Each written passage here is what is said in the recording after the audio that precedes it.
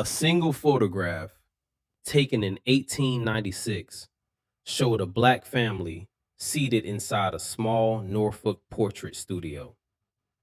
5 people, Sunday clothes, still faces, and one copper bracelet on the mother's wrist that looked too ordinary to matter.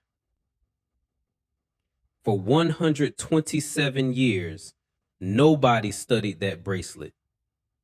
Archivists cataloged the photograph as a postbellum family portrait. A curator wrote the word unidentified in pencil across the storage sleeve. Researchers passed over it because there was no dramatic scene in the frame, no soldier, no famous signature, no building anyone recognized. Just the father standing behind a chair, 3 children holding still, and a woman in a dark dress looking directly into the camera. But when a preservation lab scanned the photograph under narrowband light, the bracelet stopped being jewelry. A hidden engraving appeared beneath the tarnish. Not initials, not a studio flaw, a royal court mark from West Central Africa. The kind of mark slavery was designed to erase. And the question that followed was not whether the family had a history. The question was why someone had risked everything to hide that history in plain sight. Dr. Mara Ellison found the cabinet card on a wet Tuesday morning in February in a county archive room that smelled of cardboard, dust, and old glue. She had been hired to help digitize a neglected collection of black family photographs from Eastern Virginia. Most of the images were damaged. Some were cracked straight through the faces. Some had names but no dates. Others had dates but no names. This one had neither. Only a photographer's stamp on the back. C. H. Gable Studio, Norfolk, Virginia, October 1896. Mara placed the photograph under a soft light and wrote the first notes in her log. Family portrait, 5 subjects, black family, late 19th century, good preservation, minor silvering along the edges. Then she leaned closer. The father stood behind the seated mother, his hand resting near the carved chair, not on her shoulder. He looked formal, almost careful, as if he knew how expensive that moment was. The children stood close together, 2 girls, 1 boy. The youngest girl's shoes were a little too large, and the boy held his hat against his chest so tightly, his fingers blurred from the long exposure. But Mara kept coming back to the mother. She was not smiling. People rarely smiled in studio portraits then, but her face had a strange steadiness, the kind that made the room around her feel smaller. And on her left wrist, half covered by a sleeve, was a thick copper bracelet. It did not match the rest of the portrait. The family had dressed in their best clothes, clean collar, dark wool, polished shoes, practical dignity. But the bracelet was older than the dress, rougher than the studio, and worn down at one edge as if it had been rubbed by a thumb for years. Mara had seen grief rings, wedding bands, mourning brooches, military buttons, church pins. This was none of those. She carried the photograph upstairs to the preservation lab, where Julian Park was calibrating a multispectral scanner. Julian looked at the sleeve in her hand and smiled. Another mystery? Mara set the photograph down carefully. Maybe just a bracelet, she said. But I want to see what the camera couldn't hold. The scan took 7 minutes. The machine passed light across the old paper in thin controlled bands: infrared, ultraviolet, blue-green, amber. Each pass pulled a different layer from the image. At first, nothing changed. Then Julian adjusted the contrast around the mother's wrist. The bracelet filled the screen. A dark line surfaced, then another. Then a row of small marks appeared around the copper, shallow and uneven, almost swallowed by age. Julian froze the image. Mara stopped breathing. The marks were not decorative. They formed a pattern. 3 diamonds, a broken bar, a small circle inside a larger one. Julian zoomed in until the image began to grain. "That is engraved," he said. Mara leaned toward the screen. "Can you sharpen it?" "I can try." He ran the scan again, this time isolating the reflective surface of the bracelet. The rest of the photograph faded into ghostly gray. The wrist remained, the bracelet brightened, and the marks became clear enough to copy. Mara printed the image and sent it to 3 people before lunch. One was a metalwork historian, one was a genealogist, and one was Dr. Naila Baptiste, an Angolan-born scholar who had spent 15 years studying court objects from the old kingdoms of Ndongo and Matamba. Naila called back before sunset. Her voice was quiet. "Mara," she said, "where did you get this image?" Mara looked at the photograph on her desk. "A Virginia archive? Why?" A long pause. "Because that is not an American bracelet." Mara felt the back of her neck tighten. "What is it?" "It is a rank object," Neela said. "Copper, probably 19th century, but the marking system is older. The 3 diamonds are associated with women attached to royal households in the Kwanzaa region. The broken bar is rarer. I have only seen it in 2 documented pieces tied to Matamba court families." Mara looked down at the unknown woman in the studio portrait. "This woman was photographed in Norfolk in 1896. "Then either the bracelet traveled," Neela said, "or the woman who wore it did." That one sentence changed the entire case. The next morning, Mira began with the photographer. C.H. Gable had operated a small studio near Church Street in Norfolk from 1892 to 1901. He photographed dock workers, church groups, school children, laborers in their Sunday clothes, newly married couples who could afford one picture and wanted it to last. Most studios threw away ledgers when they closed. Gable had not. His records were boxed in the same archive, tied with cotton tape. The ink faded, but still readable. Mira asked for October 1896. The archivist brought out a thin ledger wrapped in tissue. She turned the pages slowly, following Gable's careful handwriting. October 3rd, bride and groom. October 6th, infant portrait. October 9th, 2 sailors. October 11th. Then she stopped. Family group, 5 persons. Name, Arthur Vale. Address, Nicholson Street. Paid, $1.60. 1 cabinet card. No copies. One cabinet card. No copies. That meant the photograph in Mara's hand was probably the only print.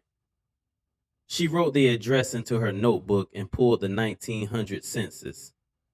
Arthur Vail appeared 4 years later as a porter at the harbor. Age 46. Born in Virginia. Married 22 years. His wife was listed beneath him. Eliza Vail. Age 43. Born in Virginia. Occupation nurse and washerwoman. Then came the children, Joseph, Clara, and Ruth. The family in the photograph had names now. But the census held one more detail. Under mother's birthplace, Arthur's entry read Virginia. Under father's birthplace, Eliza's entry read unknown.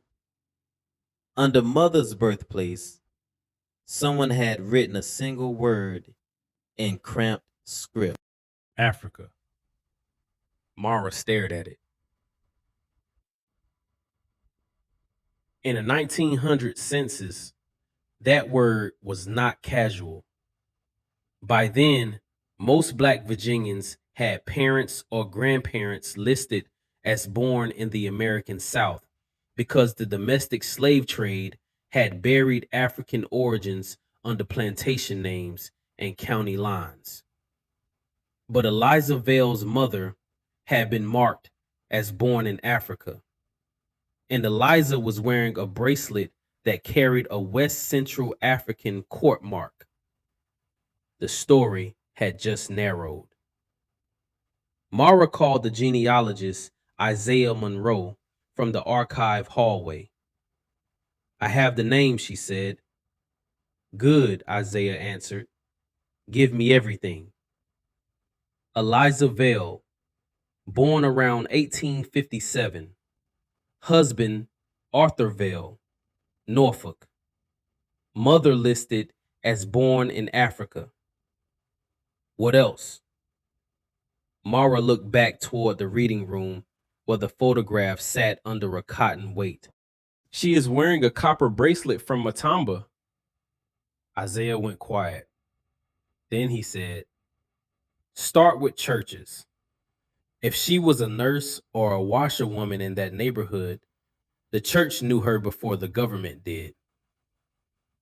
By Friday, Mara was sitting in the basement archive of Zion Bethel African Methodist Church, where the walls were lined with baptism ledgers, marriage books, and death registers that had survived storms, fires, and redevelopment.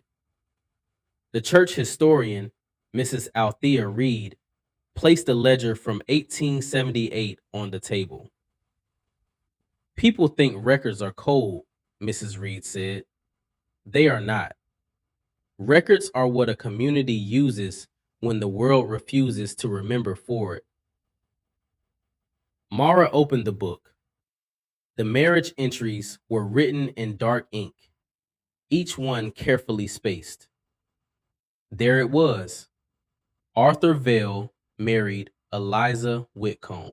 June 18th, 1878.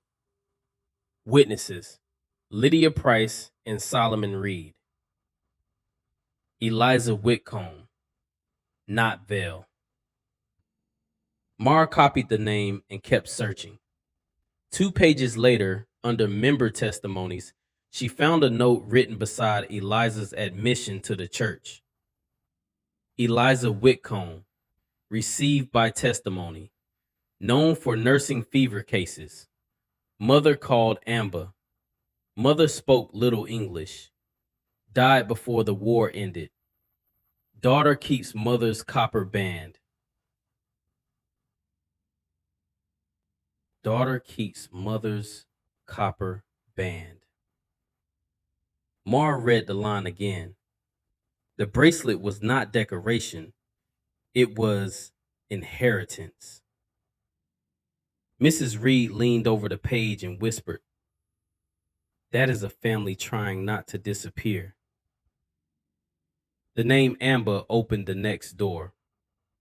Isaiah searched probate records, Freedmen's Bureau complaints, private sale documents, and shipping notices from Norfolk, Richmond, and Charleston. For 9 days, nothing fit. Then he found a plantation inventory from Princess Anne County, dated 1860. The owner was a man named Samuel Whitcomb. The inventory listed furniture, horses, tools, debts, and then, in the language of property, human beings. Among the names was one entry that made Isaiah call Mara immediately. Female, Amber, about 32, African, skilled nurse, one daughter, Eliza, age 3. Copper ornament refused surrender. Mara sat down while he read it to her. Refuse surrender? That is what it says. Why would they write that? Because someone tried to take the bracelet, Isaiah said, and Amber would not give it up. The inventory had a follow-up notation from the estate manager. Copper object has no sale value. Left with woman to prevent disturbance.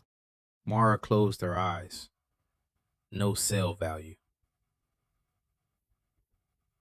That was why it survived. The thing that meant everything to Amber meant nothing to the men pricing her life. They did not know what they were looking at. 3 weeks later, Neela arrived from Luanda with scans of 2 court bracelets from a museum collection and a folder full of translated references from Portuguese colonial records. The match was not perfect. It was not supposed to be. Court objects were handmade, altered, inherited, repaired, and sometimes hidden, but the structure was unmistakable. 3 diamonds for a maternal house line, a broken bar used after displacement or captivity, a circle within circle mark that appeared in records connected to women attached to Matamba's royal court after the fall of major resistance networks. Neela spread the images across Mara's office table. People hear royalty and they imagine crowns, she said. But in this region, authority could travel through objects, names, obligations, and memory. A bracelet could carry a house. A woman could carry a court in her body even after an empire tried to make her cargo. Mara looked at Eliza's photograph. So Amber may have been royal? Careful, Neela said. The bracelet does not prove she was a queen. It suggests she belonged to or descended from a ranked court family. That is still enormous. Mara nodded. Can we trace how Amber reached Virginia? Isaiah had already begun. The likely route appeared in a set of illegal slave trade investigations from the 1850s. Although the United States had banned the transatlantic slave trade decades earlier, ships still landed captives through hidden networks, false papers, and private sales. In 1854, a schooner called the Santa Lucia was seized near the Carolina coast. The official report said the people aboard were transferred and disposed of under claim disputes. The unofficial notes, written by a deputy marshal who seemed more interested in payment than justice, listed a group of Angola Negroes, including a woman called Amber or Ambra, with a copper armlet and a child lost at landing. But the child in the note could not be Eliza. Eliza had been born later in Virginia. That meant Amber had survived the crossing, survived sale, survived the plantation, and gave birth to Eliza after everything had already been taken. The darkest record came from Whitcomb's plantation journal. Mara did not want to read it, but she had to. The journal described fever outbreaks, labor assignments, punishments, births, and deaths in the same flat handwriting used for weather.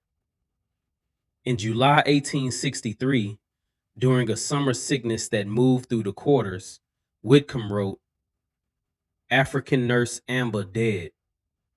Child Eliza taken into house laundry. Copper band retained by child after excessive crying. Mara sat in the reading room with her hand over her mouth. Eliza had been 6 years old, grieving a mother most records refused to treat as human, holding a bracelet nobody else valued enough to steal. And somehow, 33 years later, she wore that same bracelet into a portrait studio. Not hidden in a drawer, not buried under a floorboard, on her wrist. Mara returned to the photograph differently after that. Now the studio scene no longer looked still. It looked deliberate. Arthur had paid $1.60 for one cabinet card at a time when that money mattered. He had not asked for copies. He had not dressed his family by accident. The children stood in a line that made the bracelet visible. Eliza turned her wrist just enough for the copper band to catch light. She was not merely sitting for a portrait. She was making a record. But records can only wait. Someone still has to find them. Mara and Isaiah traced the veiled children forward.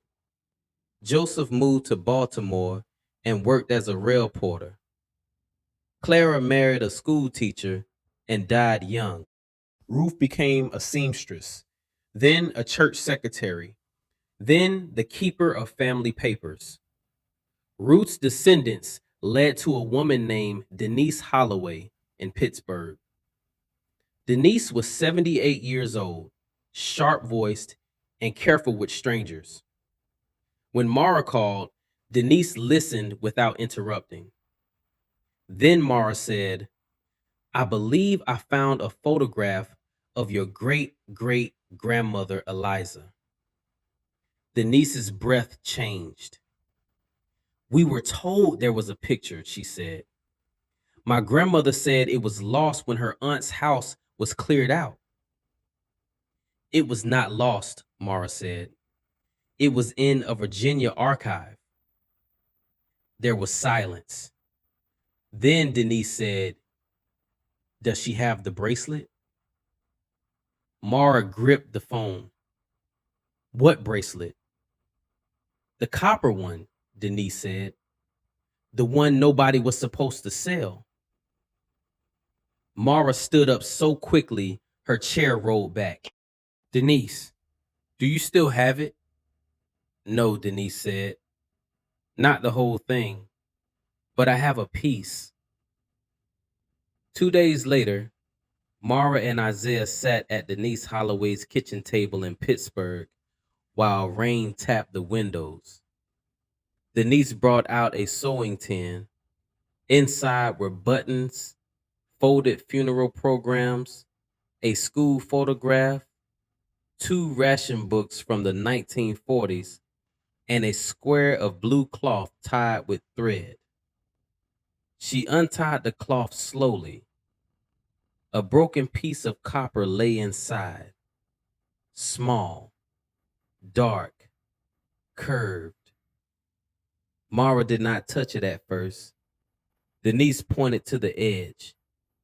My grandmother said the bracelet cracked after Eliza died. They could not repair it. Some pieces were passed down. Most disappeared. This one came through Ruth. The fragment had 3 shallow marks. Not enough to prove everything alone, but enough to match the bracelet in the photograph. enough to show the same hand-cut diamond, enough to turn an image into an object and an object into testimony. Denise watched Mara study it. My grandmother always said we came from a woman who was not born to be owned, Denise said. We thought it was a saying, something people told children to help them stand straight. Isaiah opened his folder. It may have been more than a saying. The final confirmation did not come from one source. It came from a chain. The portrait showed Eliza wearing the bracelet in 1896. The church ledger said Eliza kept her mother's copper band. The plantation inventory said Amber refused to surrender a copper ornament. The illegal trade report described an African woman called Amber with a copper armlet. Neela's comparative work connected the marks to court families from the Matama region. And when Denise agreed to DNA testing, the maternal line pointed back to communities along the Kwanzaa River Basin, aligning with the region preserved in the object and the paper trail. Not one piece was enough by itself. Together, they stopped being coincidence. Together, they became a recovered name. 6 months after the scan, Denise brought her children, grandchildren, and cousins to the archive in Norfolk. Mara had arranged a private viewing. On one table lay the original cabinet card, supported in a custom cradle. On another lay the copper fragment, no longer sitting loose inside a sewing tin, but protected under glass. Neela stood beside a large screen showing the enlarged marks from the photograph. 3 diamonds, a broken bar, a circle inside a circle. The family gathered in silence. Some looked at Eliza's face. Some looked at the children. Some looked only at the wrist. Denise's grandson, Malik, 21 and studying architecture, leaned close to the portrait. She knew, he said. Denise nodded. Of course she knew. Mara asked what she meant. Denise looked at the woman in the photograph for a long time before answering. My grandmother said Eliza used to tell the girls, a name can be taken, a house can be burned, but blood knows the road home. No one spoke after that, because suddenly the portrait was no longer about what had been lost. It was about what had survived. Arthur's careful suit, the children's solemn faces, Eliza's steady gaze. The bracelet turned toward the light. Every detail became an act of witness. A family that slavery had tried to reduce to property had left behind proof that they had belonged to a history older than the plantation, older than the sale ledger, older than the county archive that forgot their names. And the most powerful part was not that the bracelet proved a royal connection. It was that Amber had understood its meaning when nobody around her did. She carried it across captivity. She fought to keep it when men tried to price it. She passed it to a daughter who was only 6 years old when she died. And that daughter wore it into a camera's light so the future would have something to find. One photograph did not rewrite history by itself. A mother did. A daughter did. A family did. They left a line of proof so quiet that the world mistook it for silence. But silence was never the same as absence. They had not been erased. They had been waiting to be read.